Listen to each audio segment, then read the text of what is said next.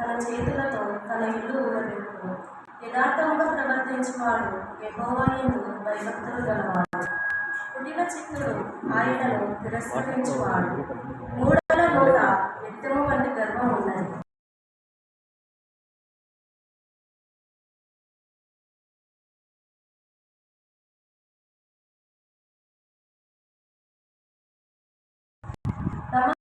సాక్షి అబద్ధమాడదు.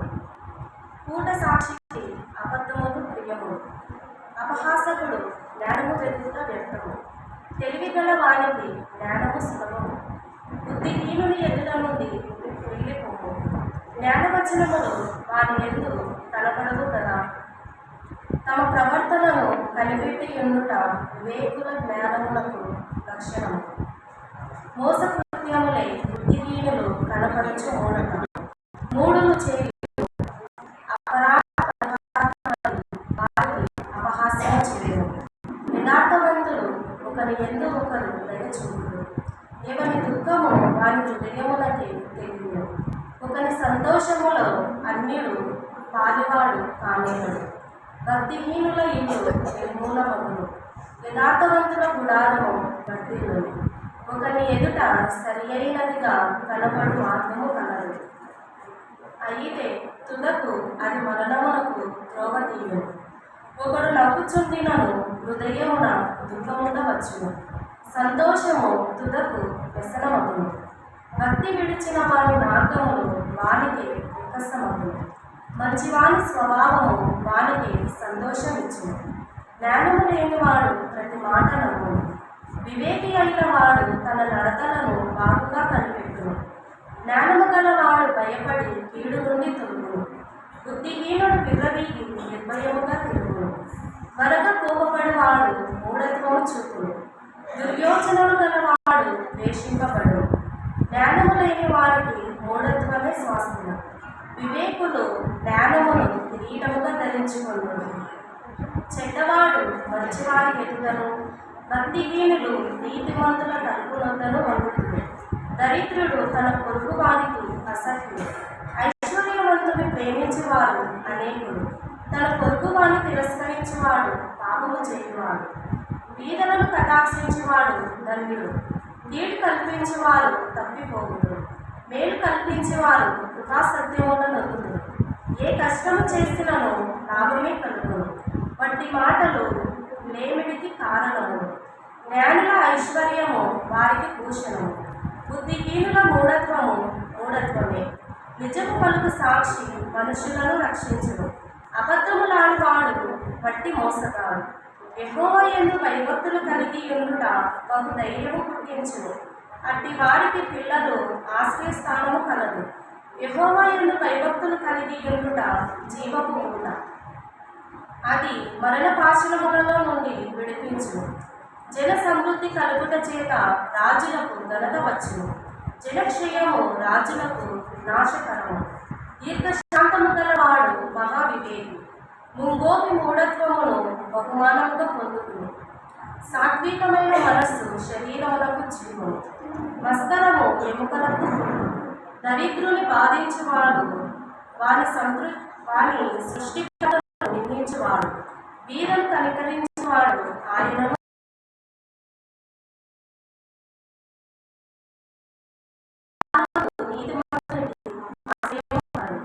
తెలివిగల వారి హృదయమును జ్ఞానము సుఖ నివాసము చేయును. బుద్ధిహీనుల అంతరంగంలో నుండి బయలుపడును. నీతి జనములు ఘనతకెక్కుటకు కారణము. పాపము ప్రజలకు అవమానము తెచ్చును. బుద్ధిగల సేవకుడు రాజులకు ఇష్టం. అవమానముగా నడుచు వారి మీద రాజు కోపించును. అవకాశం ఇచ్చిన సంఘానికి వందనాలు. బైబిల్ పట్టణం చెంత చదివించినటువంటి సహోదరుని అనిత గారికి క్రీస్తు పేట వందనములు. పిల్లరా, మరి ఈనాటి బైబిల్ తరగతి చేసినటువంటి మీరందరూ మరి ఈ బైబిల్ తరగతిలో మనకు బోధించబోయే అంశం పేరు యెరూషలేము దేవాలయము తిరిగి కట్టబడుతుందా, యూదులు తిరిగి వస్తారు. మరొకసారి ఈనాటి బైబిల్ తరగతిలో బోధింపబడే అంశము యెరూషలేము దేవాలయము తిరిగి కట్టబడుతుందా, యూదులు తిరిగి వస్తారా. అనే చక్కటి పాఠాన్ని, ఈ బైబిల్ తరగతిని మరి మనకు బోధించడానికి మన మధ్యలో ఉన్నటువంటి సిబిటి కాలేజీలో వైస్ ప్రిన్సిపల్గా పనిచేస్తున్నటువంటి వి జానన్న గారికి ముందున్న సమయాన్ని ప్రేమపూర్వకంగా అప్పగించుకుంటున్నాం.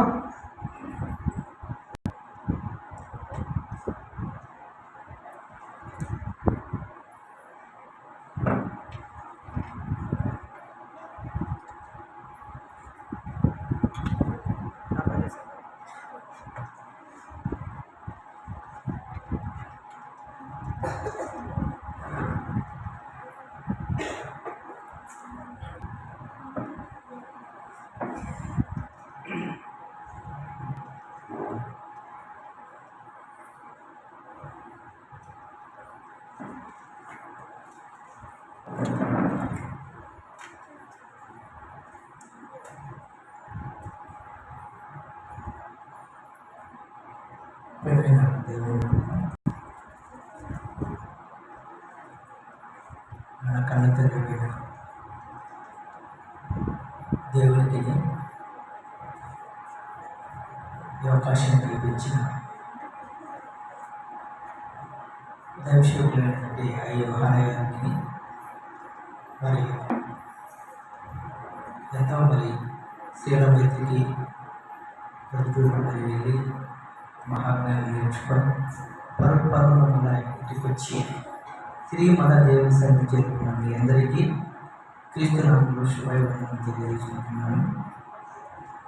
ప్రేమైన దేవుని వల్ల ఈరోజు యెరూషలేము దేవాలయము తిరిగి కట్టబడుతుందా, యూదులు తిరిగి వస్తారా అనేక ఈ రెండు విషయాలను మనం తెలుసుకుందాం. తెలుసుకునే ముందు మరి చిన్న ప్రార్థన చేసుకొని వాక్యాన్ని పరిశీలిద్దాం. ప్రేమ కలిగిన తండ్రి, దయగలిగిన దేవ, ఈ ఘనమైన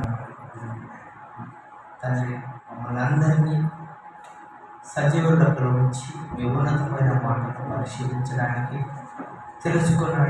తెలుసుకున్నట్టుకునైనా మీరు మాకు ఇచ్చిన భాగ్యాన్ని బట్టి తీసుకుంటున్నాయా తండ్రి. చెప్తున్నా నాకు మీ మహాజ్ఞానంలో ఉన్న ఆంతర్యాన్ని తెలియజేయాలి.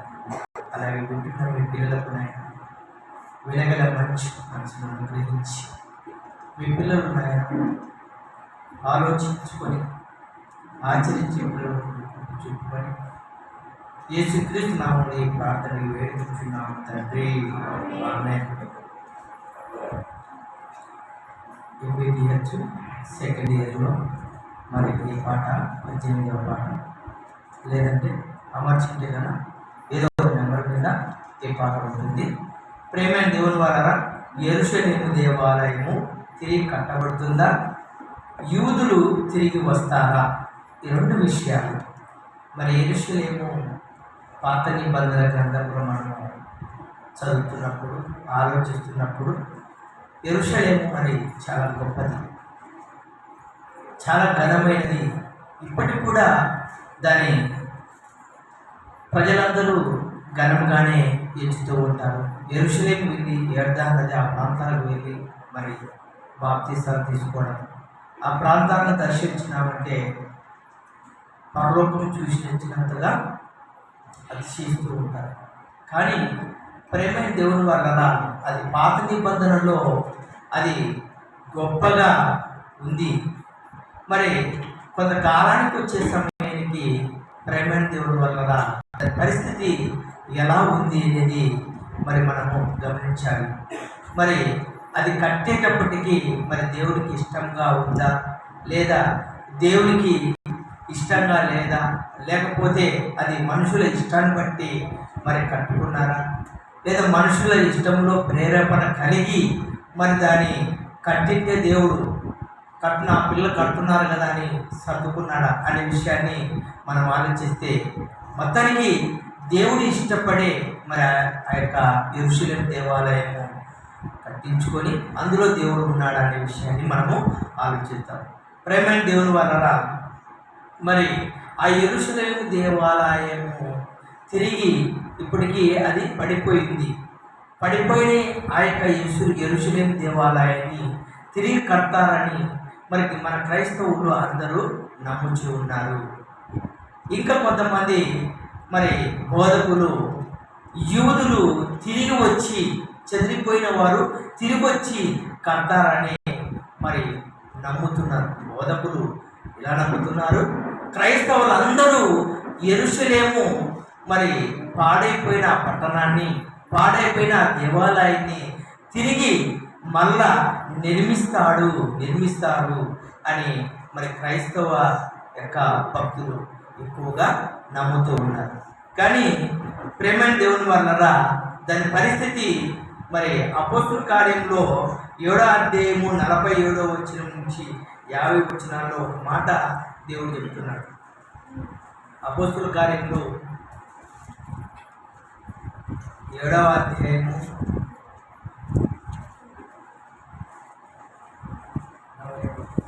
47వ వచనము. అయితే చూడండమ్మా. అయితే సొలొమోను ఆయన కొరకు మందిరము కట్టించెను.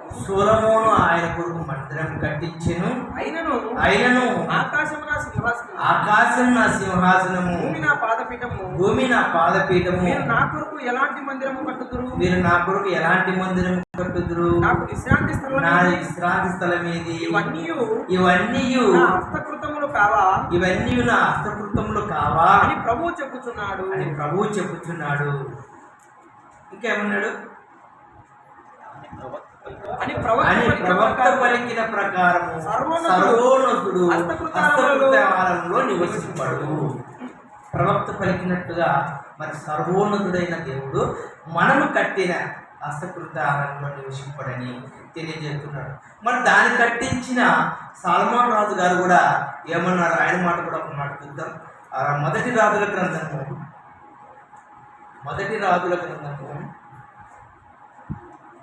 8వ అధ్యాయము, 8వ అధ్యాయము 27వ వచనంలో ఆయన మాటను కూడా కట్టిన స్వయంగా ఆయన కట్టించాడు కదా. కట్టించిన ఆయన కూడా ఏం మాట్లాడుతున్నాడు? నిశ్చయముగా దేవుడు ఈ లోకమందు నివాసం చేయడు. ఆకాశ మహాకాశములు సైతము నిన్ను పట్టజాలవు. నేను కట్టించిన ఈ మందిరం ఎలా పట్టును అంటున్నాడు. అంటే మరి కట్టించిన ఆయన కూడా నిత్యం దేవుడు ఈ లోకం ముందు నివాసం చేయడు. మరి నేను కట్టించిన దేవాలయంలో దేవుడు నివసించాడనే సంగతి తెలిసిన ఆయన కట్టాడు. ఎందుకు కట్టాడంటే తన తండ్రివైన దావీదుకు ప్రేరేపణ కలిగింది, మందిరం కట్టించాలి దేవునికి అని. ఆయన ఎక్కడెక్కడ ముందు ఆయన గుడారాలలో సంచరిస్తూ ప్రజలతో తిరుగుతూ ఉన్నాడు. అటువంటి ఆయన ఎప్పుడైతే ఈయన గొర్రెల కాపరిగా ఉండి రాజయ్యాడో, అంతఃపురంలో ఉన్నప్పుడు నేనే దేవుడు ఎక్కడ గొర్రెలు కాచుకుంటూ మరి ఈ యొక్క గొప్ప నాకు ఇచ్చిన నా తండ్రికి నేనేం చేయాలంటే, నేనే ఇంకా మంచి గొప్ప ప్యాలెస్లో ఉన్నానే, మరి నా తండ్రి ఏంటి గుడారంలో ఉన్నాడు, డేరాల్లో నిల్చుతున్నాడు, నన్ను గొప్పగా ఇచ్చిన నా దేవునికి నాకు ఇచ్చిన ఈ యొక్క గొప్ప ప్యాలెస్ కంటే నేను మంచి మందిరం కట్టాలని నిర్ణయం తీసుకున్నప్పుడు దేవుడు ఒక మాట అన్నాడు, నీవు నా యందు ఉన్న ప్రేమ గొప్పదే కావచ్చు, కానీ నువ్వు ఎన్నో యుద్ధాలు చేసి రక్తము వికించావు కనుక నీ చేత నేను మందిరం కట్టించుకోను. నీ కుమారుడైన సొలొమోను ద్వారా నేను మందిరాన్ని కట్టించుకుంటాను అన్నప్పుడు ఈయన ప్రేమకు ఆయన ఆసక్తిని బట్టి దేవుడు మందిరాన్ని కట్టించుకున్నాడే కానీ ఆ మందిరములో నివసించడానికి దేవుడు ఇష్టపడలేదు. నివసించాలని ఆయన ఆకారం ఎంత? ఆకాశ మహాకాశములను పట్టజాలనంత ఆకారం. అటువంటి ఆకారము మరి మనం గట్టి నారగోడల మధ్యలో దేవుడు ఉంటాడా అంటే ఉండడు అని మరి తెలియజేస్తున్నారు. ప్రేమైన దేవుని వల్ల పోనీ మరి నా పిల్లలు కట్టుకున్నారు కనీసం దాని వైపన్న చూడాలని మరి సొలొమోను రాజు రిక్వెస్ట్ చేసుకుంటాడు. తండ్రి, ఈ మందిరాన్ని నేను కట్టించాను, నీ కనుదృష్టి దాని మీద ఉంచు. మేము వెళ్ళి నీకు మనవి చేసుకున్నప్పుడు మా పాపముల విషయం కానీ ఏ విషయమే సరే మేము మనవి చేసుకున్నప్పుడు నువ్వేం చేస్తావంటే మా మనవిని ఆలకించి మమ్మల్ని క్షమించాలి, నీ నేత్రము దాని వైపు ఉంచు అని అడుగుతాడు. అన్నప్పుడు అలాగే మరి అదేవిధంగా మరి ఆనాటి ఇశ్రాయేలీయులకు మరి ఆ యెరూషలేము మీద గొప్ప అభిమానమే. అలాగే అక్కడ పోయి ఒక అన్యులు కూడా మరి ఆ మందిరం దగ్గర పోయి మరి ప్రార్థన చేసినప్పుడు వారిని కూడా దేవుడు క్షమించినప్పుడు, అంటే అన్యులైనా ఇశ్రాయేలీయులైనా ఎవరు పోయి ఆ మందిరం దిక్కు మరి పోయి మొరపెట్టినప్పుడు దేవుడు మన విని ఇచ్చేవాడు, లేదా వారి అవసరాలు తీర్చేవాడు. కానీ పరిస్థితి ఏమైందంటే దేవుడు ఒక విషయాన్ని చెప్పాడు. గ్రంథం 9వ అధ్యాయము 6వ వచనంలో ఒక మాట చెప్పాడు. ఎక్కడన్నా మనం మొదటి రాజులు అన్నాం. మొదటి రాజులు 9వ అధ్యాయము 6వ వచనంలో, అయితే మీరే కానీ మీ కుమారులే కానీ ఏ మాత్రమైన నన్ను వెంబడించుట మాని నేనిచ్చిన ఆజ్ఞలను అనుసరింపక ఇతరమైన దేవతలను కొలిచి పూజించిన ఎడల చెప్తున్నాడు. నేను ఇశ్రాయేలుకి ఇచ్చిన ఈ దేశములో వారిని ఉండనీయక వారిని నిర్మూలం చేసి నా నామమునకు నేను పరిశుద్ధపరిచిన ఈ మందిరమును నా సముఖములో నుండి కొట్టివేసెదను.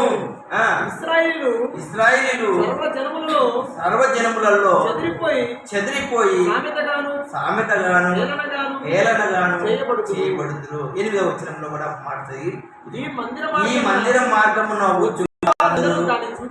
చూచి ఆశ్చర్యపడి ఇసి అని యెహోవా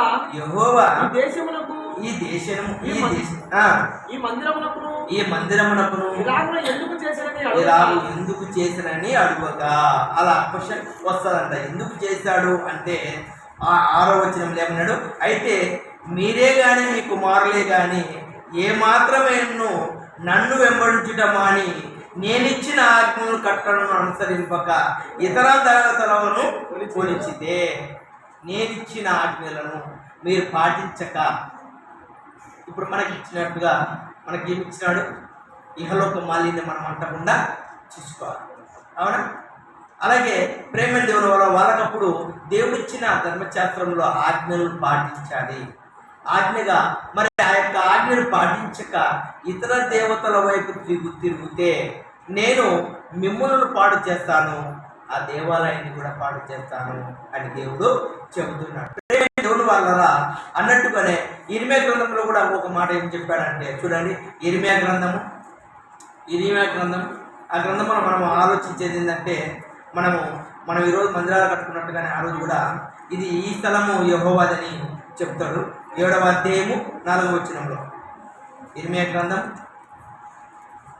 ఈ 2 వచనాలలో అన్ని దేవతల వైపు తిరిగినప్పుడు దేవుడు ఎలాంటి ఆయన కోపము ఆపుకోలేని అంత కోపం ఆయనకు వస్తుంది. ఆ వచ్చినప్పుడు మరి పాడు చేయాలని దేవుడు సిద్ధపడ్డాడు. ఈ స్థలము యెహోవాలయము అని చెప్పుకుంటున్నారే. ఈ మోసకరమైన మాటలు ఆధారం చేసుకుని అని మనం ప్రేమ దేవుడు వాళ్ళ ఎదురుగా మనం కూడా మా సంఘానికి రాండి ఎత్తపడతారు అంటే ఆ సంఘానికి ఎత్తే తిరిగి దిగిపోతారు. మా సంఘానికి రండి అని కొంతమంది చెప్తా ఉంటారు. అంటే ఈ స్థలంలో ఇక్కడ సంధ్య ప్రకటిస్తబడుతుంది, అది ప్రకటించబడలేదు. ఇలా ఈ స్థలం అని చెప్పుకుంటున్నారు. కానీ ప్రేమైన దేవుని వల్ల అక్కడి నుంచి చదువుకుంటారా పోతే కన్నా వాళ్ళు కూడా అన్ని దేశాల వైపు తిరిగినప్పుడు దేవుని కోపం వచ్చింది. అలా కోపం వచ్చినప్పుడు ఆయన చేసినంటే మరి ఆ దేవాలయాన్ని మరి అక్కడ ప్రజలను నాశనం చేయడానికి దేవుడు నిర్ణయించుకున్నాడు. ఆ దేవాలయం ఎప్పుడైతే అంత ఘనముగా ఎంచబడిన యెరూషలేము దేవాలయము ఏమైపోయిందంటే దానిలో హేయక్రియలు జరుగుతున్నాయి, దానిలో ద్రోహం జరుగుతుంది, దానిలో పాపం జరుగుతూ ఉంది. ప్రేమైన దేవుని వాళ్ళరా ఆలోచించండి.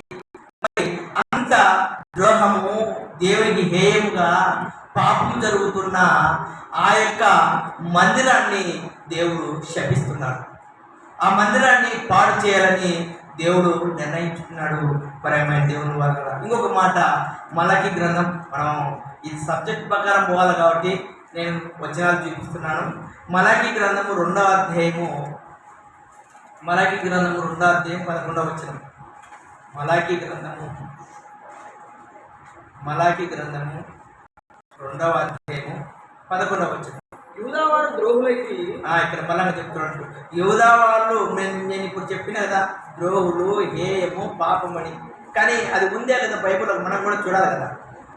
యూదా వారు ద్రోహులైరి, ఇశ్రాయేలుల మధ్య యెరూషలేములోనే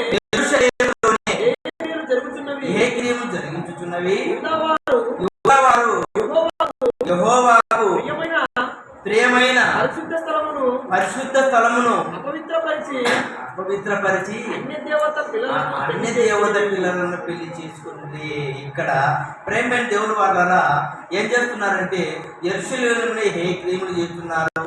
యూదారు ఏం చేస్తున్న పరిశుద్ధ స్థలమును అపవిత్రపరిచిరి. అన్ని దేవత పిల్లలను ఏం చేసిన ఇశ్రాయేల్ పిల్లలు పెళ్లి చేసుకోకూడదు, కానీ పెళ్లి చేసుకొని దేవుని అపవిత్రపరుస్తున్నారు, దేవునికి కోపం పుట్టిస్తున్నప్పుడు ప్రేమైన దేవుని వాళ్ళరా మరి ఆ పరిశుద్ధ స్థలమును అపవిత్రపరిచి దేవాలయాన్ని కూడా అపవిత్రపరుస్తున్నారు. అప్పుడు దేవుడు ఆ మంచిగా వాళ్ళు చూస్తున్నది ఏమైపోయిందంటే ఆ యెరూషలేము దేవాలయాన్ని దేవుడు మరి కల్దీలకు ఇచ్చి దాన్ని నాశనం చేయాలని దేవుడు నిర్ణయించుకున్నాడు. ఎందుకు అంటే మరి దేవుడి మందిరంలో కూడా పాపం జరుగుతూ ఉంది.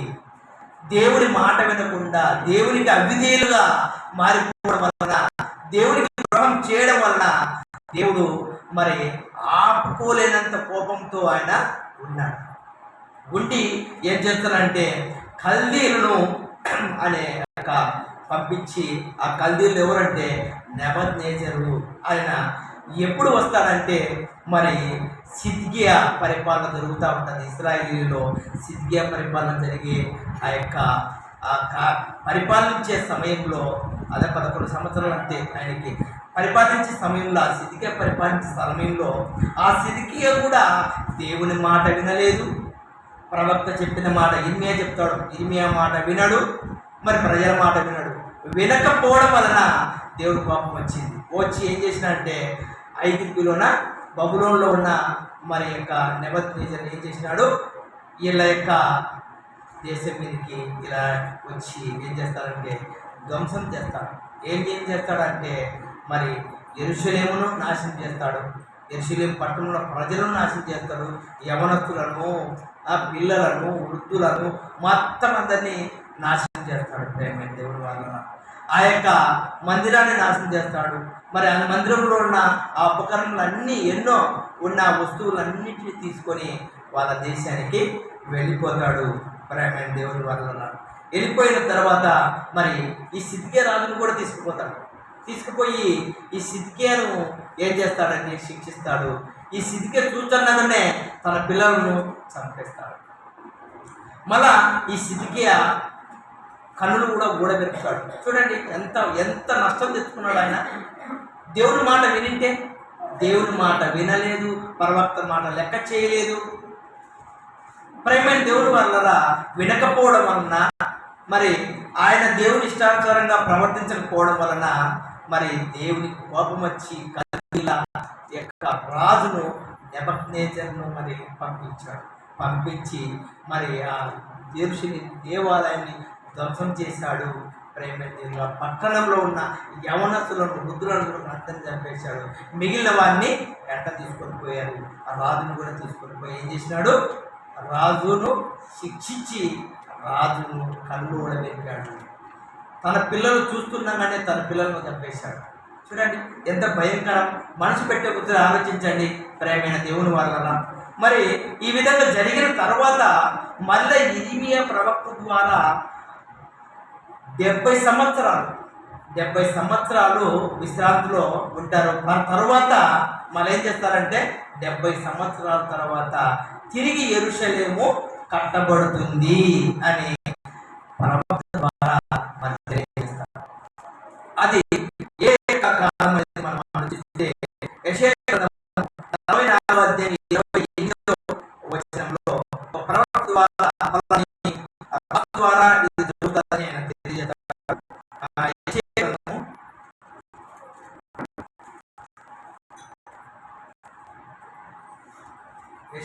గ్రంథము 44వ అధ్యాయము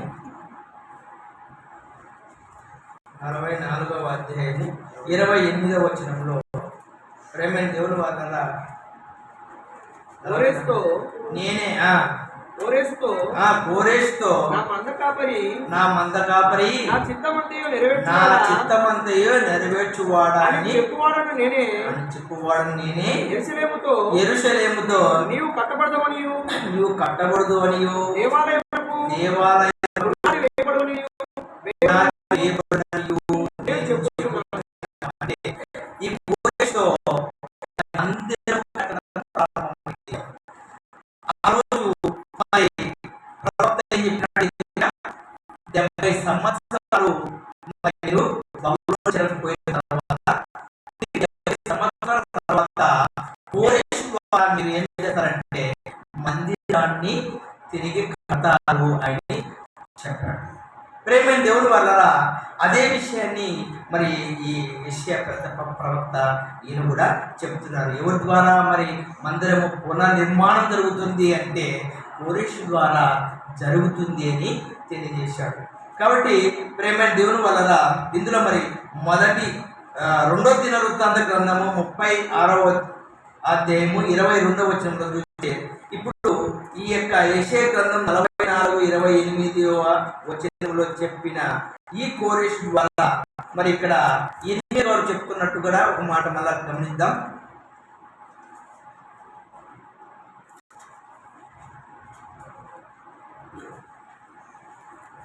రెండో దినవృత్తాంత గ్రంథము 36వ అధ్యాయము 22. ఇది ఇక్కడ ఉన్నట్టు ఈయన కూడా పారసీక దేశపు రాజైన కోరేషు అక్కడేడు ప్రవక్త ద్వారా తెలియజేసినాడు. ఎప్పుడు మీరు తిరిగి కట్టగలుగుతారు అంటే కోరేషు ద్వారా అన్నాడు. ఇక్కడ మళ్ళీ ఈ ప్రవక్త ద్వారా ఏం చెప్తున్నాడు? పారసీక దేశపు రాజైన కోరేషు ఏలుబడి యందు మొదటి సంవత్సరమున ఇర్మియా ద్వారా పలకబడిన తన వాక్యమును నెరవేర్చుటకై యెహోవా పారసీక దేశపు రాజైన కోరేషు మనసును ప్రేరేపింపగా అతడు తన రాజ్యం అంతటను చాటించి ఆ రాతములను ఇంట్లో ప్రకటించి. చూడండి ప్రేమైన దేవుని వల్ల అంటే ఈ 2 వచనాలను బట్టి కోరేష్ అనే ఆ రాజు ద్వారా పారసీక దేశపు రాజు కోరేషు ఆయన ద్వారా మరలా పునర్నిర్మాణం అనేది జరుగుతూ ఉంది.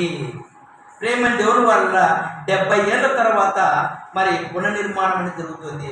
ఎప్పటి నుంచి ఎప్పుడంటే క్రీస్తు పూర్వము 516లో నిర్మించారు. క్రీస్తు పూర్వము 516లో నిర్మించారు. ఎవరెవరి ద్వారా నిర్మించారు అంటే నెహెమ్యా గారు వచ్చారు. ఇంకా ఏం చేసినారు? నెహెమ్యా గారు, యెషయా, ఇంకొక ఆయన ఎవరు, ఎజ్రా, వీళ్ళంతా కలిసి ప్రేమైన దేవుని వాళ్ళరా మరి ఈ యొక్క పునర్నిర్మాణం అనేది 70 ఇర్మియా ద్వారా పలకబడిన ఆ యొక్క ప్రవచన వాక్యము 70 సంవత్సరాలు క్రీస్తు పూర్వము 516లో మరి నిర్మించబడింది. క్రీస్తు పూర్వము 516లో మరలా నిర్మించబడింది. అంటే పాడైపోయిన పాడైపోయింది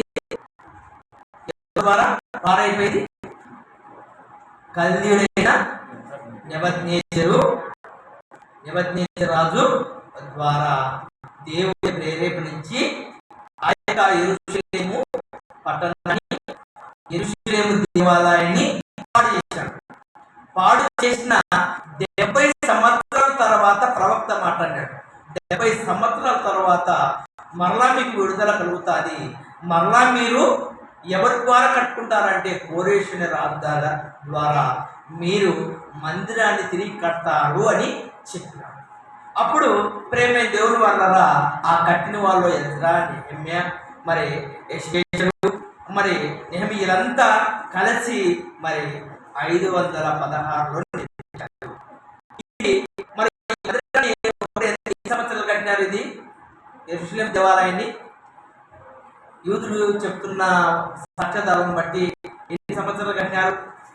యెరూషలేము దేవాలయాన్ని 46 సంవత్సరాలు కట్టిన ఇంత చరిత్ర కలిగిన ఈ దేవాలయము ఎంత దీనస్థితికి పడిపోయిందో మనం ఆలోచించాలి. ఇంత గొప్ప యెరూషలేము పాడైపోయింది ప్రేమ.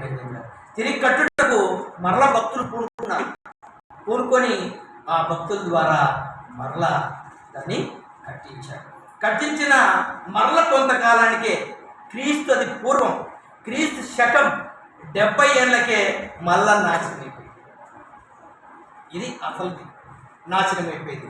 ఇప్పుడు ఈ నాశనం అయిపోయిన ఈ మందిరాన్ని తిరిగి మరలా కడతారు యూదులు వచ్చి అని ఈనాటి క్రైస్తవులు చెబుతున్నారు, బోధకులు కూడా చెబుతున్నారు. ఏమని? ఆ యూదులే వచ్చి, ఆ చెదిరిపోయిన యూదులు ఉన్నారు కదా, ఆ చెదిరిపోయిన యూదులు వచ్చి కడతారు అని తెలియజేస్తున్నారు. దేవుని వాళ్ళ మరి ఆ యొక్క మందిరాల గురించి మరి యేసుక్రీస్తు ప్రభువు వారు కూడా ప్రవచించిన మాటలు మనం ఆలోచిస్తే 24వ అధ్యాయం మత్తయి సువార్త 24వ అధ్యాయము 1-2లో ఆయన ఒక మాట అంటాడు. మత్తయి సువార్త 24వ అధ్యాయము 1-2 వచనాల్లో యేసు దేవాలయం నుండి బయలుదేరి వెళ్తుండగా ఆయన శిష్యులు ఆ దేవాలయపు కట్టడములను ఆయనకు చూపించి, ఇవన్నీ చూస్తున్నారు కదా, రాతి మీద రాయి ఒకటే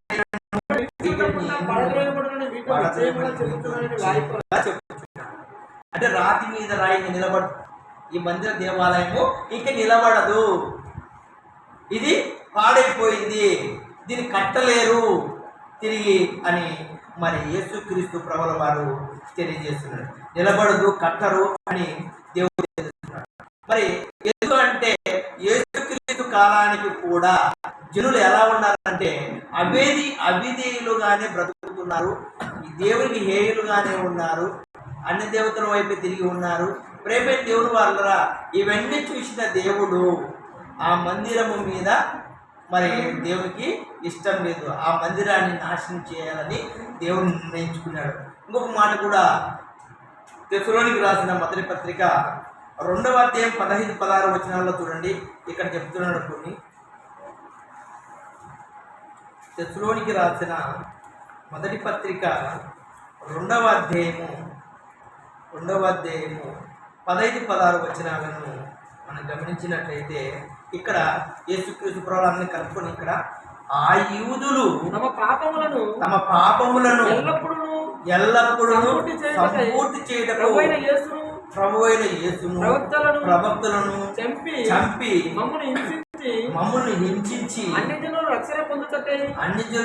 రక్షణ పొందుటకై వారితో మేము మాట్లాడకుండా మమ్మల్ని ఆటంకపరచుచు దేవునికి ఇష్టలు కాని వారును మనుషులందరికీ విరోధులై ఉన్నారు. దేవుని ఉగ్రత ఎందుకు వస్తుందంటే మరి యేసుక్రీస్తు ప్రభువుల కాలానికి కూడా అవిధేయులుగానే బ్రతుకుతున్నారు. ప్రేమైన దేవుని వాళ్ళ ఇలా బ్రతకడం వల్లనే దేవుడు ఏం చేశాడంటే ఆ యెరూషలేము దేవాలయాన్ని మీరు తిరిగి కట్టలేరు, రాతి మీద రాయి ఒకటి కూడా ఇంకా నిలబడదు అంటే అది పడేద్రోయబడింది అని యేసుక్రీస్తు ప్రభువుల వారు కూడా మరి తెలియజేస్తున్నాడు. కానీ మరి ఈ అబద్ధ బోధకులు మరి ఇది కడతారు, ఎవరు? యెరూషలేమును తిరిగి కడతారు, మరి యూదులు తిరిగి యెరూషలేమునకు వస్తారు, వచ్చిన వారు తిరిగి కడతారు, అందరూ వస్తారు తిరిగి కడతారు అని మరి వీళ్ళు చెప్పేదానికి కొన్ని మరి ఏదైనా మంచి బోధ చేసేదానికి కానీ అబద్ధ బోధ చేసేదానికి ఆధారాలు బైబిల్లోనే చూస్తాం. ఆధారాలు బైబిల్లోనే ఉంటాయి, కానీ వాటిని కాలానుగుణంగా మనం చూసుకొని ఏది ముందు ఏది వెనుక అనేది మనము తెలుసుకోవాలి. ఏది ఏ కాలానికి సంబంధించినది, ఏది ఎప్పుడు చెప్పబడింది అనేది విషయాన్ని సందర్భాన్ని బట్టి మనము ఆలోచించాలి. కానీ ప్రేమైన దేవుని వల్ల మరి ఆనాటి క్రైస్తవులు ఈనాటి క్రైస్తవులు కానీ మరి బైబిల్ను సరిగ్గా పరిశీలించకపోవడం వలన, మరి పైన చదవడం వలన, ఆ పరిశీలించకపోవడం వలన దేవుని యొక్క లోతైన సంగతులు తెలుసుకోలేక మరి యెరూషలేము కట్టబడుతుందని, యూదులందరూ తిరిగి యెరూషలేముకు వచ్చి కడతారని వాళ్ళు అపార్థం చేసుకున్నారు. ఏ వచనాలను బట్టి వాళ్ళు అపార్థం చేసుకున్నారనే విషయాన్ని మనం ఆలోచిస్తే ఇర్మియా గ్రంథము 32వ అధ్యాయము 36, 37 వచనాలు, ఇర్మియా గ్రంథము 3వ అధ్యాయము 17 వచనాలు, యెహెజ్కేలు గ్రంథము 36, 8 వచనాలు, మరి ఇంకా ప్రేమైన దేవుని వల్ల 36, 24 వచనం నుంచి 27 వచనం నుంచి 37 అధ్యాయం నుంచి 21 నుంచి 23 వచనాలు యూదులు తిరిగి కడతారని ఈ యొక్క వచనాలను ఎవరు ఈ అబద్ధ బోధకుల వాళ్ళు కూడా ఈ వచనాలను ఆధారం చేసుకొని తిరిగి కడతారు, తిరిగి వస్తారు, తిరిగి యెరూషలేమును కడతారని మరి వీళ్ళు చెబుతున్నారు. ఆధారం లేకుండా వాళ్ళే చెప్పడం లేదు. కానీ ప్రేమ దేవుని వల్ల మరి చెప్పినప్పుడు మరి యెషయా గ్రంథము 10వ అధ్యాయం 21 వచనాలలో ఒక మాట చెప్తున్నాడు.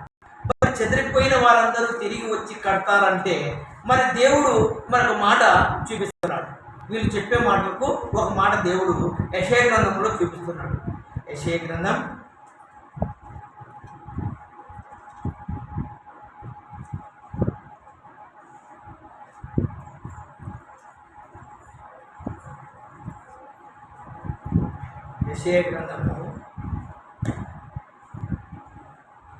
10వ అధ్యాయము యెషయా గ్రంథము 10వ అధ్యాయము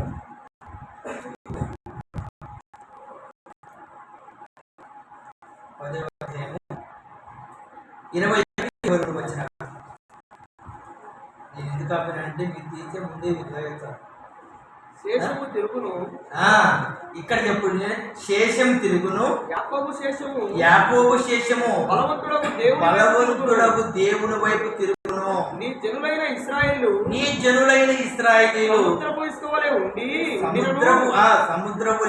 ఉండి దానిలో శేషమే తిరుగును. సమూల నాశనము నిర్ణయింపబడెను. నీతి ప్రవాహములే వచ్చును.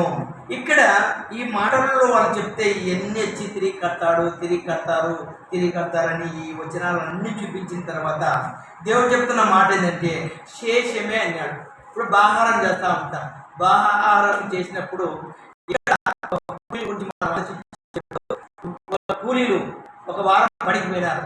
ఆ వారం పనికి పోయిన అమౌంట్ ఎంతమంది కూలీలు అని ఇక్కడ కూలీలు ఇక్కడ బాహారంలో చెవులలో కూలీలను పెట్టుకొని వాళ్ళ అమౌంట్ చేసుకొని బాహారం చేస్తారు. ఒక్కొక్కరికి ఎంత పడుతుంది. లాస్ట్కు వీళ్ళకి వచ్చేటప్పుడు శేషం ఏదైనా మిగులుతుంది.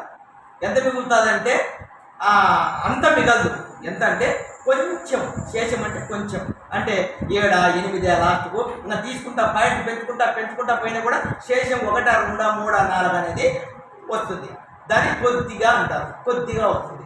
అలాగే మరి చెదిరిపోయిన వారందరూ తిరిగి వచ్చి కడతారనే నమ్మకం క్రైస్తవులకు ఉంది. కానీ దేవుడు ఏం చెప్తున్నాడు? శేషమే అంటున్నాడు. అంటే కొంతమంది మాత్రమే యూదులు చేరుకుంటారు, అందరూ చేరుకోరు. మరి అందులో ఉన్నారా? నెహెమ్యా గారు వచ్చినప్పుడు ఆయన కూడా వచ్చినారా? యెషయా ఆయన వచ్చినప్పుడు వచ్చింటారా? ప్రేమ దేవుని వాళ్ళరా ఎజ్రా వీళ్ళంతా తిరిగి కడదామన్నప్పుడు మరి ఈయన కోరేశ్వర దగ్గర పర్మిషన్ తీసుకుని వస్తాడు ఆయన నెహెమ్యా. మరి ఆయన కూడా వచ్చింటాడు. ఆయన కూడా ప్రేమ దేవుని వాళ్ళ వీళ్ళంతా వచ్చినప్పుడు అప్పుడు కొంతమంది వచ్చినట్టేనా? కొంచెమే, కొంతమంది అన్నాడు. కానీ అందరూ వచ్చి కడతారనేది లేదు. అని ప్రేమ దేవుని వల్ల. ఎందుకంటే అందరూ మారిపోయినారు అన్ని దేవతల వైపు. దేవుడు ద్రోహం చేసిన వారే, దేవునికి హేయమైన క్రియలు చేసి పాపం చేసి దేవునికి దూరం అయిపోయినారు. మరి మిగిలిన వాళ్ళు ఎవరు? భక్తిగా ఉన్న వాళ్ళు మాత్రమే వచ్చి ఆ యెరూషలేము దేవాలయాన్ని కట్టడం. వాళ్ళలో ఎంతమందిని చేసినాడు? శేషమే అన్నాడు. కొంచెం మందిరే, కొద్దిగానే వచ్చి మరి ఆ యొక్క మందిరాన్ని కడతారు అని అన్నాడు. కాబట్టి ప్రేమైన దేవుని వాళ్ళరా మరి ఈ కొద్ది మంది ఎలాంటి వారు అని మనం ఆలోచిస్తే జకర్యా గ్రంథము 8వ అధ్యాయము జకర్యా గ్రంథము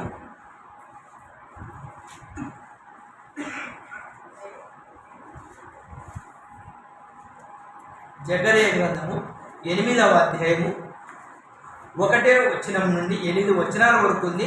కొన్ని చూద్దాం వీలైతే. జకర్యా గ్రంథము 8వ అధ్యాయము 1 నుంచి మరియు సైన్యములకు అధిపతియగు యెహోవా ప్రత్యక్షమై ఇలాగు సెలవిచ్చెను. సైన్యములకు అధిపతియగు యెహోవా సైన్యములకు అధిపతియగు యెహోవా ఆజ్ఞ ఇచ్చున్నదేమనగా మిగుల ఆసక్తితో నేను సియోను విషయమందు రోషము వహించి ఉన్నాను. రౌద్రము గలవాడనై దాని విషయమందు నేను రోషము వహించి ఉన్నాను. రౌద్రం గలవాడే దాని విషయమే నేను రోషము వహించి ఉన్నాను. యెహోవా సెలవిచ్చినదేమనగా సియోను నొద్దకు మరలా వచ్చి యెరూషలేములో నివాసము చేతును సత్యమును అనుసరించి ఇక్కడ సత్యమును అనుసరించుచు పురమనియు సైన్యములకు అధిపతియగు యెహోవా పర్వతము పరిశుద్ధ పర్వతమని పేరు పెట్టబడును. సైన్యములకు అధిపతియగు యెహోవా సెలవిచ్చినదేమనగా అందరూ వృద్ధత్వము చేత కర్ర కట్టుకొని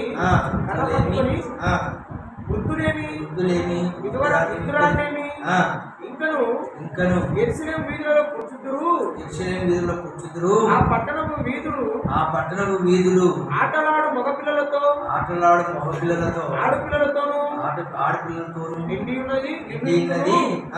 సైన్యములకు అధిపతి యెహోవా సెలవిచ్చినదేమనగా ఆ దినములందు శేషించిన, ఇక్కడ కూడా చెప్తున్నాడు, ఆ దినములయందు శేషించిన జనులకిది ఆశ్చర్యము తోచినను నాకు ఆశ్చర్యము తోచునా ఇదే యెహోవాకు సైన్యములకు అధిపతియగు యెహోవా సెలవిచ్చినదేమనగా తూర్పు దేశం నుండి పరమటి దేశంలో నుండి నేను నా జనులను రక్షించి యెరూషలేములో నివసించుటకై వారిని తోడుకొని వచ్చేదను. వారు నా జనులయ్యుందురు.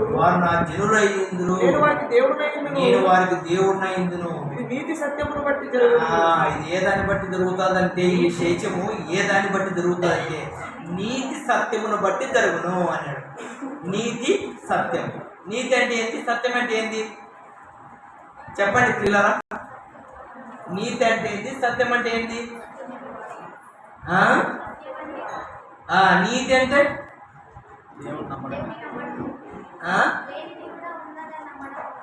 ఇంకా ప్రేమైన దేవుని వారరా, అందుకే మనం ప్రతి విషయాన్ని తెలుసుకుంటున్నారు. అందుకు నీతి అంటే ఏందో మరి ఒక మాట 119 అధ్యాయం 123వ వచనంలో చూడండి. 119 కీర్తన 119 ఏదంటున్నాడు స్వామి? 119వ అధ్యాయము 123వ వచనము. నీ రక్షణ కొరకు నీతిగల నీ మాటల కొరకు కనిపెట్టుచు చాలనా నీతిగల నీ మాటలు అంటే దేవుని మాటే నీతి. దేవుని మాటే నీతి అంటే దేవుని మాటలన్నీ నీతి కలిగినవి. అది సత్యము అంటే వాక్యం అని యోహాను సువార్తలో 17:17లో మనము తెలుసుకున్నాం. నీతి అంటే ఇది దేవుని మాట అని మనము తెలుసుకున్నాం. కాబట్టి ప్రేమైన దేవుని వల్ల మరి ఈ నీతి గల జనమే కొంతమంది శేషించిన వారే మరి ఆ మందిరాన్ని 516లో పూర్వం 516లో కట్టారు. ప్రేమైన దేవుని వల్ల ఎజ్రా మరి ఇంకొక విషయాన్ని మనం అందుకుతే క్రీస్తు శకం 70లో మరలా కట్టిన నిర్మాణం అనేది పడిపోయింది. పడిపోయిన నిర్మాణాన్ని ఇంకా తిరిగి మీరు కట్టలేరని యేసుక్రీస్తు ప్రభువు వారు కూడా ఆయన కాలంలో చెప్పాడు. ఇంకా రాతి మీద రాయి ఒకటి రాయి కూడా నిలబడదు, పడద్రోయబడింది అని ఆయన చెప్పాడు. మరి అపోస్తుల కార్యము 8వ అధ్యాయం 1వ వచనంలో చెదరిపోయిన వారు ఎక్కడ మనము అపోస్తుల కార్యం 8వ అధ్యాయంలో మరి అప్పుడు అక్కడ హింస కలుగుతుంది. హింస కలిగినప్పుడు ఏం జరుగుతుంది? అందరూ చెదరిపోతారు. ఆ కాలమందు యెరూషలేము సంఘమునకు గొప్ప హింస కలిగినందున అపోస్తులు తప్ప అందరూ యూదయ సమరయందు చెదరిపోయారు అలాంటి యూదులంతా. మరి చెదరిపోయిన వారు వీళ్ళందరూ ఎప్పుడు కలుసుకున్నారు? ఎప్పుడు వాడిని మనం ఆలోచిస్తే ప్రేమైన దేవుడు వారా మరి దీనికి కూడా ఒక ప్రవచనం అనేది, ఒక వాక్యం అనేది ఉంది. యెహెజ్కేలు గ్రంథము 37వ అధ్యాయము 21 నుండి 23వ వచనం వరకు. యెహెజ్కేలు గ్రంథము 37వ అధ్యాయము 21 నుంచి 23 వరకు. ఇక్కడ ఏం చెప్తారంటే మరి ఈ చెదిరిపోయిన వారు ఉన్నవారు ఒకే రాజ్యముగా మరి పిలువబడతారు, ఒకే రాజ్యముగా ఉంటారు. అది ఎప్పుడు జరుగుతుంది? ప్రభువైన యెహోవా సెలవిచ్చినదేమనగా, తీసినారా? ఎవరు తీసినారు? ఎవరు తీయరా? చూడు. అందుకని యెహెజ్కేలు 37వ అధ్యాయం 21వ వచనం. ప్రభువైన యెహోవా సెలవిచ్చినదేమనగా, ఇశ్రాయేలులో ఏ అన్యజనులలో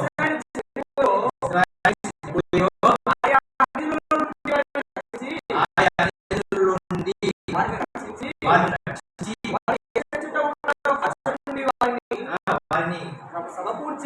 కూర్చుని స్వదేశంలోనికి తోడుకొని వచ్చి స్వదేశంలో కొనుక్కొని వారి మీద ఎన్నటికి ఎన్నటికి 2 జనములుగా 2 రాజ్యములుగాను ఉండకుండానట్లు ఆ దేశంలో ఇశ్రాయేలు పర్వతముల మీద వారిని ఏకజనముగా చేసి వారందరికీ వారందరికీ ఒకే రాజునే నియమించెను. తమ విగ్రహముల వలన గాని తాము చేసి ఉన్న ఏ క్రియములు గాని ఏ ఇతర క్రియల వలన గాని వారికి మీదట తమను అపవిత్రపరచుకును. తాము నివసించిన చోటన్నిటిల్లో వారు మానక పాపములు ఇంకా చేయకుండా వారిని రక్షించి వారిని పవిత్రపరచును. అప్పుడు వారు నా దేవుడు, నేను వారి దేవుడినై ఎందుకు. ప్రేమ దేవుడు వల్లనే ఒకే రాజ్యముగా చేస్తానంటాడు. ఒకే రాజు. ఆ రాజు ఎవరు అని మనం ఆలోచిస్తే యేసుక్రీస్తు ప్రభువుల వారే ఆ రాజు. అదే ఎప్పుడు జరుగుతుంది ఈ రాజ్యము, ఈ స్థాపన అనేది? అపోస్తుల కార్యము 2వ అధ్యాయము 5 నుంచి 11లో మరి పేతురు గారి ప్రసంగం ద్వారా మరి ఆ యొక్క సంఘం ఏర్పడింది. ఆ యొక్క సంఘం ద్వారా మరి ఈ యొక్క దేవుని రాజ్యం అనేది ఏర్పడింది. ప్రేమ దేవుని వలన అప్పుడే మొదటగా ఏంటంటే క్రైస్తవులుగా మార్చబడ్డారు. ఆ క్రైస్తవులకు అందరికీ ఇప్పుడు రాజు ఎవరు? యేసుక్రీస్తు ప్రభువుల వారే. మన రాజు యేసుక్రీస్తు ప్రభువుల వారే. ఎవరి ద్వారా తప్పిపోబడిందంటే ఆ పెద్దకొస్తు దినాన మరి ఆ రోజు మరి అపోస్తలులందరూ ఒక ఇంట్లో కూడుకున్నప్పుడు ఆ ఇంట్లో కూడుకునే సమయానికి యూదులందరూ ఎక్కడెక్కడ ఉన్న వాళ్ళందరూ ఆ పెద్దకొస్తు అనే పండుగ దినాన అక్కడికి వచ్చారు. అక్కడికి రావడం వలన అప్పటికి వచ్చినారా కొంతమంది? 2 జనాలంగా అంతా ఎక్కడెక్కడో చెదిరిపోయిన వాళ్ళంతా వచ్చినారా? ఆ ఇంటి దగ్గరకు వచ్చినారా? ఎప్పుడైతే ఆ వాక్యం విన్నారా అప్పుడు పేతురు గారు వాక్యం ప్రకటించబడి ఏమంటాడు? అన్య భాషల్లో నేను మాట్లాడాను. అన్య భాషలు అంటే ప్రేమ దేవుడు వల్ల ఈయన మాట్లాడింది ఇలాగే ఒకే భాషే, కానీ అక్కడ కూర్చున్న వాళ్ళు వేరు వేరు భాషలలో ఉన్నారు. నేను మాట్లాడేది ఒకటైనా వేరు వేరు భాషలకి మరి పరిశుద్ధత ద్వారానే ట్రాన్స్లేషను జరిగిపోయి వాళ్ళకి అర్థమవుతా ఉంది చెప్తున్న వాక్యం. ప్రేమ దేవుని వలన మరి ఆ వచ్చిన వాళ్ళందరూ మరి ప్రేమ దేవుని వలన మరి చెందిపోయిన వారే. ఇంకా జకర్యా 8:7 ఏమన్నాడు?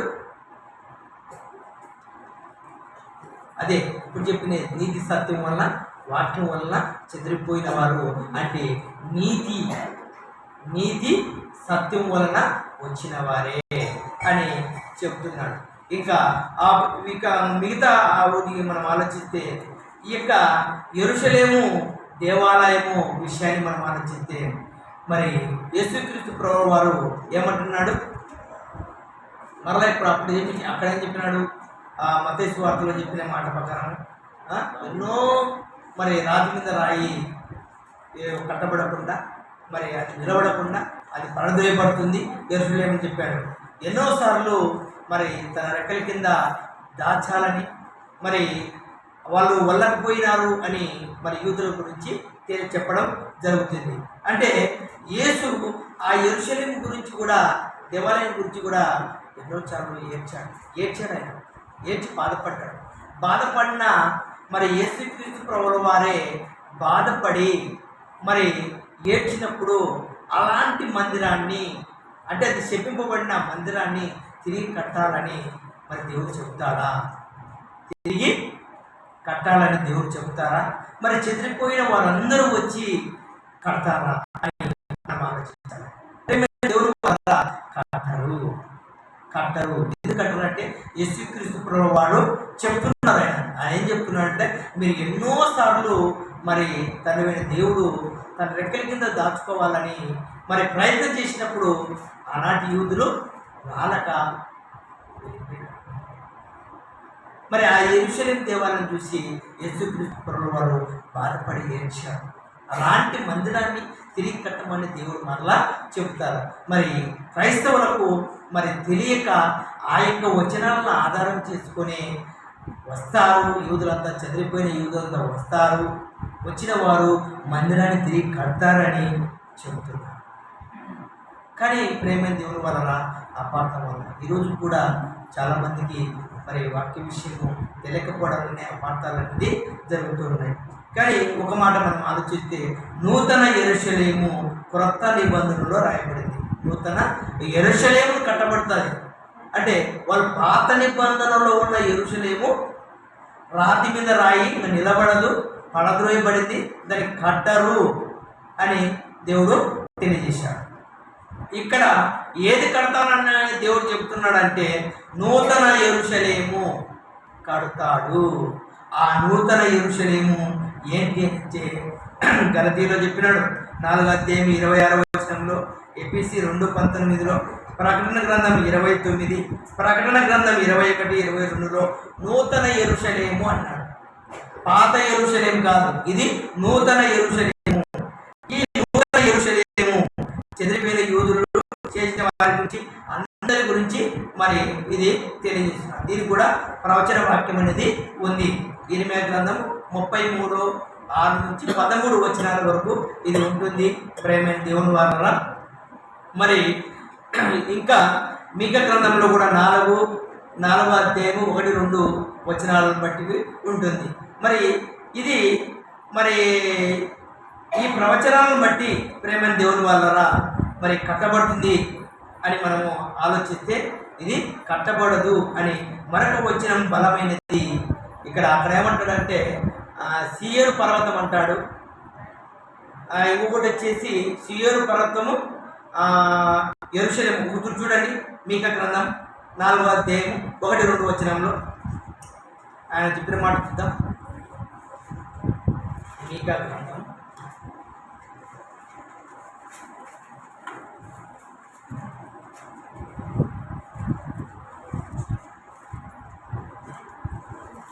మీకా గ్రంథం 4వ అధ్యాయం 1. అంత్య దినములలో యెహోవా మందిర పర్వతముల శిఖరమున స్థిరపరచబడింది. కొండల కంటే ఎత్తుగా ఎత్తబడగా ప్రవాహం వచ్చినట్టు జనులు దానిలోనికి వద్దురు.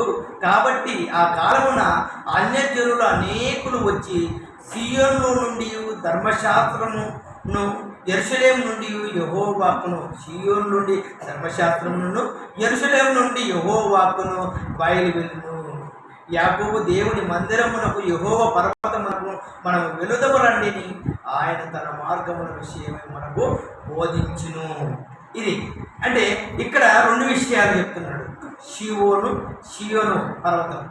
ప్రేమ దేవుని వలన ఇక్కడ ఈ 2 మాటలను బట్టి యేసుక్రీస్తు ప్రభుల వారు యోహాను సువార్త 4వ అధ్యాయం 21వ వచనంలో ఆయన ఏం చెప్తున్నాడు చెప్పు.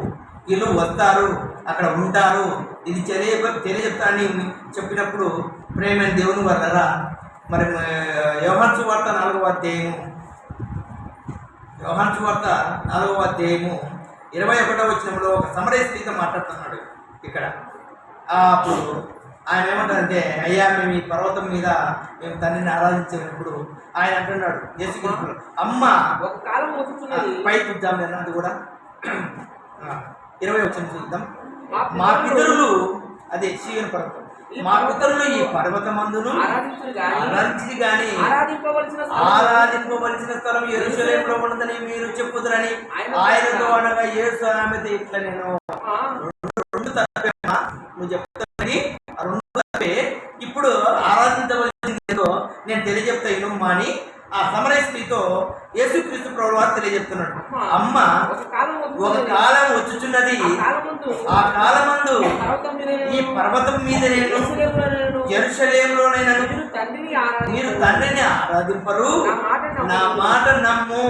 మీరు మీకు తెలిసిన దాన్ని ఆరాధించువారు, మేము మాకు తెలిసిన దాన్ని ఆరాధించువారము. రక్షణ యూదుల నుండి కలుగుచున్నది. ఇక్కడ ఏమంటున్నాడు?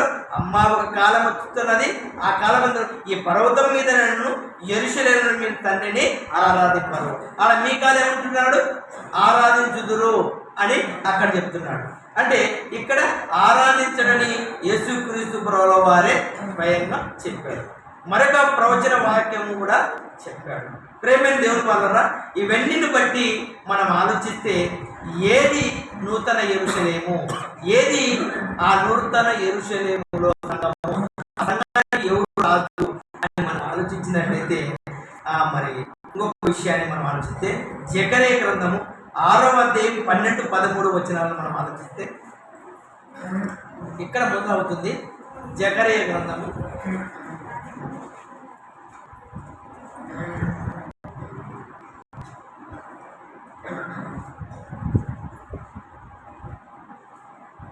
జకర్యా గ్రంథము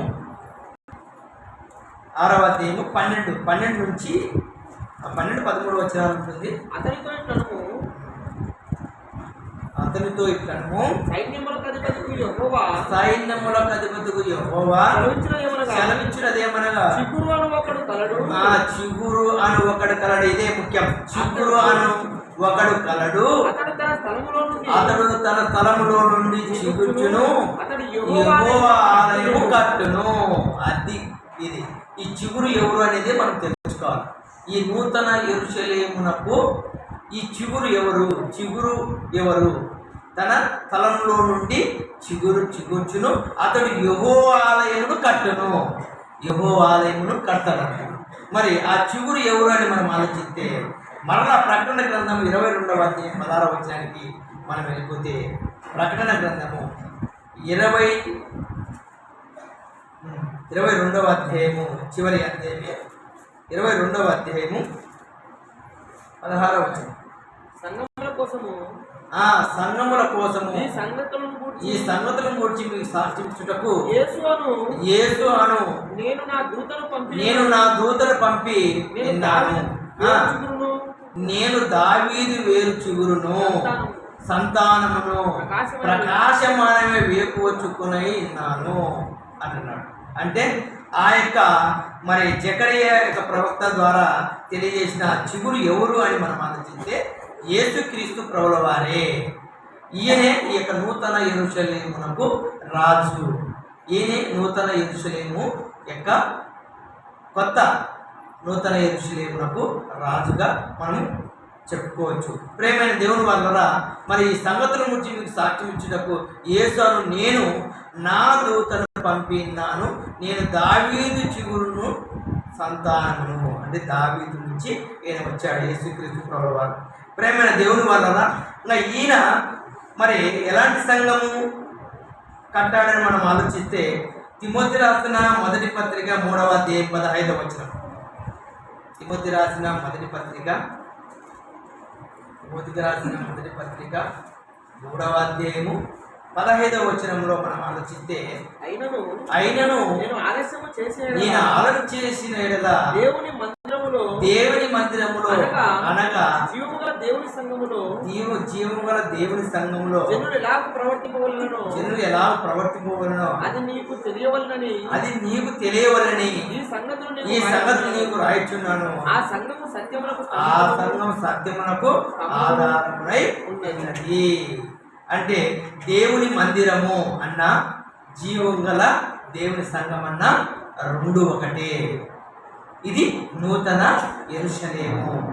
ఈ నూతన యెరూషలేమును ఆ మీకా గ్రంథములో కట్టబడుతుంది, అందులో చేరుతారు అని యొక్క విషయాన్ని తెలియజేస్తున్నాడు. ప్రేమ దేవుని వలన హగ్గయిలో కూడా ఒక మాట మనం ఆలోచిస్తే 2వ అధ్యాయం 9వ వచనం.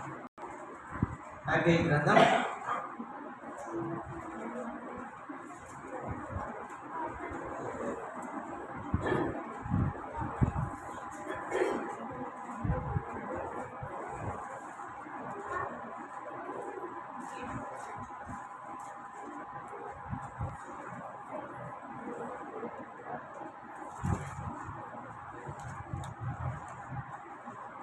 వివేక గ్రంథము 2:9 చూసినారా? ఈ కడవరి మందిరము యొక్క మహిమ ఇది చెప్తున్నాడు. ఇదే దీని గురించి. ఈ కడవరి మందిరము యొక్క మహిమను బట్టి మందిరము యొక్క మహిమను మించునని సైన్యములకు అధిపతి యెహోవా సెలవిచ్చుచున్నాడు. ఈ స్థలమందు నేను సమాధానము నిలుపును అనుగ్రహించెదను. ఇదే సైన్యములకు అధిపతి యెహోవా వాక్కు. ఈ కడవరి మందిరము యొక్క మహిమ మునుపటి మందిరము యొక్క మహిమను మించును. మునుపటి మందిరం ఏది? యెరూషలేము మందిరం. ఇప్పుడు కడవరి మందిరం ఏంది? నూతన యెరూషలేము. ఇది గొప్పది. ఈ మందిరం అనేది గొప్పది. ఇది అధికమైన మహిమతో ఉంది. అది కొరింథీయులకు రాసిన 2వ పత్రిక 3వ అధ్యాయం 9-10 వచనాలు. కొరింథీయులకు రాసిన 2వ పత్రిక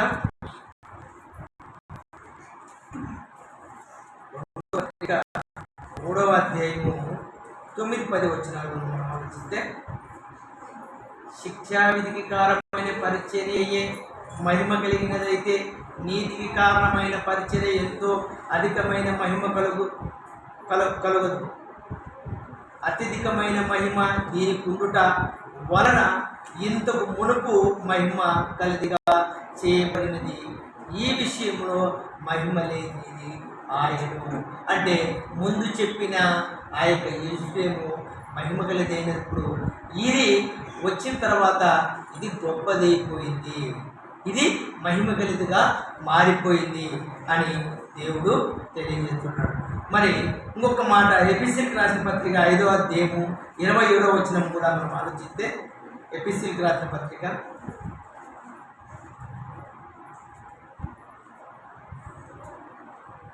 5వ అధ్యాయం 27వ వచనం. 5వ అధ్యాయము 27వ వచనం. పురుషులారా మీరు మీ భార్యను ప్రేమించుడి. అటువలే క్రీస్తు కూడా సంఘమును ప్రేమించి. ఎఫెసీయులకు రాసిన పత్రిక 5వ అధ్యాయం 27వ వచనం. నిర్దోషమైనది గాను మహిమగల సంఘమును ఆయన తన ఎదుట దాన్ని నిలబెట్టుకొనవలెనని వాక్యముతో ఉదక స్నానం చేత దాన్ని పవిత్రపరిచి పరిశుద్ధపరచుటకై దాని కొరకు తాను అప్పగించుకున్నాడు. ప్రేమైన దేవుని వల్ల ఇది ఉదక స్నానం ద్వారా ఈరోజు ఇక నూతన యెరూషలేము అనేది కట్టబడుతుంది. ఈ నూతన యెరూషలేమే కట్టబడుతుంది, కానీ ఆ పాత యెరూషలేము అనేది కట్టబడదు. కట్టబడదనే దానికి యేసుక్రీస్తు ప్రభువు వారు కూడా మరి సాక్ష్యము చెప్తున్నాడు. ఏమన్నాడు? రాతి మీద రాయి ఒకటి కూడా నిలబడదు, అది పడద్రోయబడేను అని ఆయన కూడా సాక్ష్యం చెప్పాడు. ఎందుకు చెప్పాడంటే ఆయన కాలానికి కూడా వాళ్ళు ఎలా ఉన్నారంటే అవిధేయులుగా ఉన్నారు, రోగులుగా ఉన్నారు, పాపం చేస్తున్నారు. కనుక ప్రేమ దేవుని వల్ల అలాంటి వారు వచ్చి మరి ఆ యొక్క యెరూషలేము మందిరాన్ని తిరిగి వచ్చి కడతారనేది లేదు. యెరూషలేమును మరి మందిరమును కట్టరు, అందరూ తిరిగి మరి యూదులు వస్తారన్నది లేదు. అందులో వచ్చింది శేషమే అని మరి బైబిల్లో మనము తెలుసుకోవాలి. ప్రేమ దేవుని వల్ల అర్థమైందా? వచ్చి కట్టిన వారు శేషమే, అందరైతే చెదిరిపోయిన వారందరూ రాలేదు. మరి వీళ్ళు క్రైస్తవులు చెప్పినట్టుగా మరి అందరూ వచ్చి కడతారన్నారు కదా, అందరూ రాలేదు, శేషమే దాన్ని కట్టారు. ప్రేమ దేవుని వల్ల మళ్ళీ ఏం జరిగిందంటే అది పడద్రోయబడింది. ఎప్పటికీ క్రీస్తు శకం 70 నాటికి మళ్ళీ దానికి నాశనం దినాలు వచ్చినాయి. అది పడద్రోయబడిన తర్వాత యేసుక్రీస్తు వాడు రాతి మీద రాయలేకున్నది పడద్రోయబడని చెప్పి దాని విషయమై ఆయన కూడా ఏడ్చి ఎందుకంటే దాని విషయము దాని వలన దాంట్లో ఎంతో పాపం జరిగిపోతా ఉంది అని యేసుక్రీస్తు ప్రభువు వారు బాధపడిపోయారు. ఇంకా దాన్ని వదిలేయండి, దాన్ని కట్టద్దు, అది ఇది చెప్పుకోబడినది. కానీ అలాంటి మందిరము చూడడానికి రోజు ఎందరో విదేశకు పోతున్నారా? దర్శించాలి, చూడాలి అని. దానివలన ఏమి ప్రయోజనము లేదు. నూతన యెరూషలేములో మనమందరము కట్టబడాలి. ప్రేమైన దేవుని వల్ల ఇది గొప్ప మందిరము. దీనికి రాజు ఎవరు? యేసుక్రీస్తు ప్రభుల వారే. ఒకే రాజ్యం అన్నాడు కదా, ఒకే రాజ్యం. ఆ రాజ్యంలో రాజు ఎవరు? యేసుక్రీస్తు ప్రభుల వారు. ఆ రాజ్యంలోనే మనమంతా కట్టబడుతున్నాం ప్రేమైన దేవుని వల్ల. కాబట్టి ఆలోచించండి, మరి 4 గోడల మధ్య కట్టిన యెరూషలేమును తిరిగి కట్టబడదు. మరి చెదిరిపోయిన వారందరూ వచ్చి యెరూషలేము చేరరు అనే సంగతి మనం తెలుసుకున్నాము. నూతన యెరూషలేము యేసుక్రీస్తు ప్రభుల వారు. మరి యూదా చిగురు, ఆ చిగురు యేసుక్రీస్తు ప్రభుల వారు. యేసుక్రీస్తు ప్రభుల వారి ద్వారా ఈ కొత్త నిబంధనలో పేతురు ద్వారా సంఘము ప్రారంభమయ్యి దాని ద్వారా ఈరోజు మనమందరము కట్టబడుతున్నాం. అది ఎలా అంటే నీతి సత్యము ద్వారా. అర్థమైందే వాక్యం. ప్రేమ దేవుని వల్ల ఈ వాక్యము మరి కష్టంగా ఉన్నా మరి ఇష్టంగా నిన్న మీ అందరికీ యేసుక్రీస్తు నామములో శుభాభివందనములు తెలియజేసుకోవచ్చు. మరి చిన్న ప్రారంభం చేసుకొని పంపించుకుందాం. దయగలిగిన మా కన్న తండ్రి, మీ ఘనమైన పెద్దవాళ్ళు మీ ఆయన, మరి యెరూషలేము తిరిగి కట్టబడుతుందా, యెరూషలేముకు యూదులకు తిరిగి వస్తారా విషయాల 2 విషయాలపైన మీ పిల్లలకునైనా సవివరంగా తెలియజేసిన తండ్రి, నాకు మీరు అనుగ్రహించిన జ్ఞానం చూపడం. మరి మీ పిల్లలు విన్నారు తండ్రి, విన్న ఆ వాక్యంలో ఎంతవరకు అయితే ఆలోచించారో ఆలోచించిన మాటలను ఆయన అర్థం చేసుకొని మీ పిల్లలనైనా మరి బయటికి వెళ్ళినప్పుడు తండ్రి కొంతమంది క్రైస్తవులు కానీ బోధకులు కానీ యూదులు తిరిగి వస్తారని కానీ యెరూషలేము తిరిగి కట్టబడుతుందని కానీ అన్నప్పుడు సవివరంగా ఈ మాటలను మరి వారికి తెలియజేసి ఇది కట్టబడదు, నూతన యెరూషలేము మరి యేసుక్రీస్తు ప్రభుల వారి ద్వారా కట్టబడుతుంది, అందులో రాజ్యంలో మనమందరం కట్టబడాలని ఈ సంగతులను మరి తెలియజేస్తూ మీ పిల్లలందరూ నాయన మహాజ్ఞానంలో గొప్పవారు కావాలని కోరుకుంటూ మరి ఆకర్షణ కలిగించిన మరి దైవశుద్ధ యోహాను గారికి చెల్లించుకుంటూ యేసుక్రీస్తు నామములో ఈ ప్రార్థన వేడుకుంటున్నాము తండ్రి, ఆమేన్. ప్రేమైనటువంటి దేవుని పిల్లారా, మరి అర్థమైంది కదండి. యెరూషలేము దేవాలయం తిరిగి కట్టబడుతుందా, యూదులు తిరిగి వస్తారా? నిజమండి. యెరూషలేము దేవాలయం గురించి చాలామంది చాలా రకాలుగా ఈరోజు అనుకుంటా ఉన్నారండి. ఏంటంటే ఆ రోజు యెరూషలేము దేవాలయాన్ని దేవుడు ఆశీర్వదించాడు. ఇప్పటికీ కూడా ఆ యెరూషలేము దేవాలయాన్ని దేవుడు ఆశీర్వదిస్తూ ఉన్నాడు. ఆ యెరూషలేము ప్రాంతాన్ని మనము కూడా దర్శిద్దాం. అక్కడికి వెళ్ళి వస్తే దేవుడు కూడా మనల్ని ఆశీర్వదిస్తాడని చాలామంది క్రైస్తవులు అనుకుంటా ఉన్నారు, అవునా? కానీ దేవుడు అంటున్నాడు బైబిల్లో, నూతనమైన యెరూషలేముని నేను స్థాపించాను.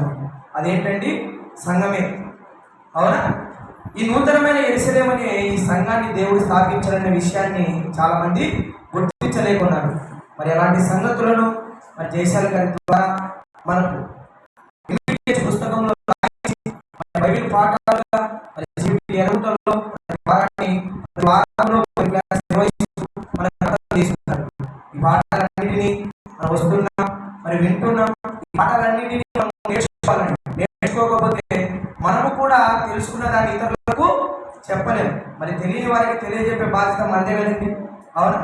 మనమందరము ఈ వాక్యాలన్నీ విని ఉదయంలో భద్రపరుచుకొని ఆ వాక్యాలను ఎవరికైతే తెలియకున్నాయో మరి పొరపాటున మరి అలా ప్రవర్తిస్తూ ఉంటారో వారికి చెప్పాల్సిన బాధ్యత మన మీదే ఉంది. కాబట్టి మరి ఇంత చక్కటి మాటలు మనందరికీ అందించినటువంటి సిబిటి ఎర్రగుంటలో వైస్ ప్రిన్సిపల్గా పనిచేస్తున్నటువంటి దైవ సేవకులు వి జానన్న గారికి సంఘంతో క్రీస్తుపేట వందనాలు చెల్లించుకుంటూ మరి అందరూ లేచిన ఉన్నట్టయితే పరిచయ నిమిత్తం కానుకలు సమర్పించుకుందాం పిల్లారా.